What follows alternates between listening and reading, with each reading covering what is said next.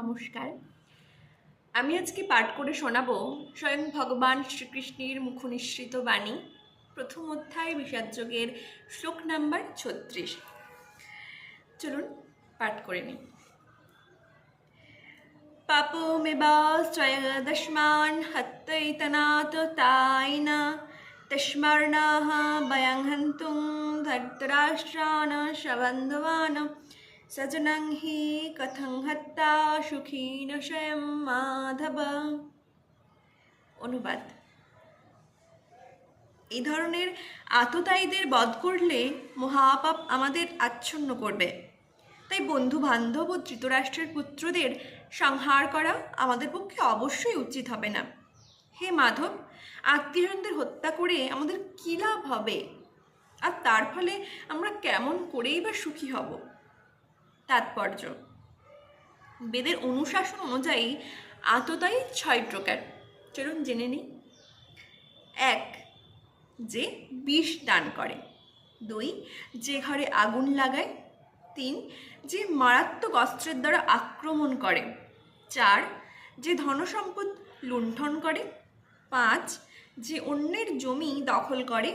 এবং সর্বশেষ এবং 6.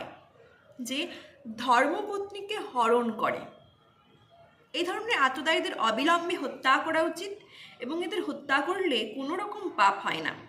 এই ধরনের আততায়ীদের বিনাশ করাটা সাধারণ মানুষের পক্ষে স্বাভাবিক, কিন্তু অর্জুন একজন সাধারণ মানুষ ছিলেন না।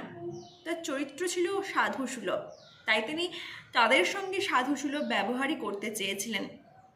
কিন্তু এই ধরনের সাধুসুলভ ব্যবহার ক্ষত্রিয়দের জন্য নয়, যদিও রাজ্যের দায়িত্বশীল প্রশাসককে সাধুর মতোই হওয়া প্রয়োজন, তাই বলে তাকে কাপুরুষ বলে চলবে না।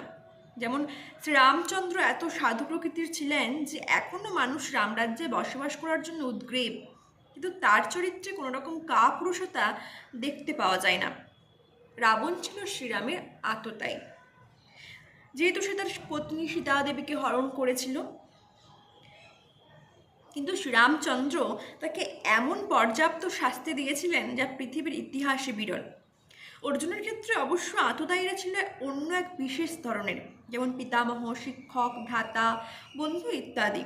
তারা শত্রু হবার ফলে অর্জুন ভেবেছিলেন যে সাধারণ আততায়ীদের মতো কঠোর পদক্ষেপ তাদের বিরুদ্ধে নেওয়া উচিত হবে না।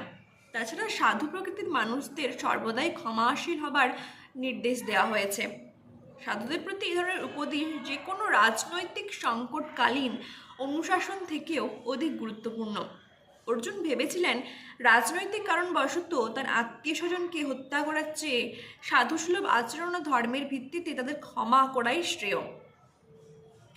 তাই সাময়িক দেহগত সুখের জন্য এই ধরনের হত্যাকার্যে লিপ্ত হওয়া তিনি সমীচীন বলে মনে করেননি। সর্বোপরি রাজ্য সুখ অনিত্য, তাই ক্ষণস্থায়ী এই সুখের জন্য আত্মীয় স্বজন হত্যার পাশে লিপ্ত হয়ে নিজের জীবন ও মুক্তির পথ চিরতরে রুদ্ধ করার ঝুঁকি তিনি কেন নেবেন?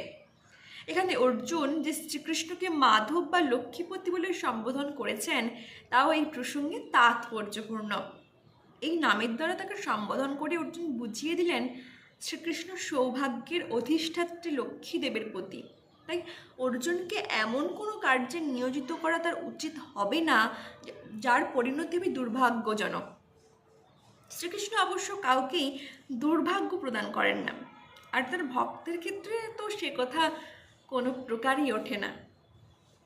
নমস্কার।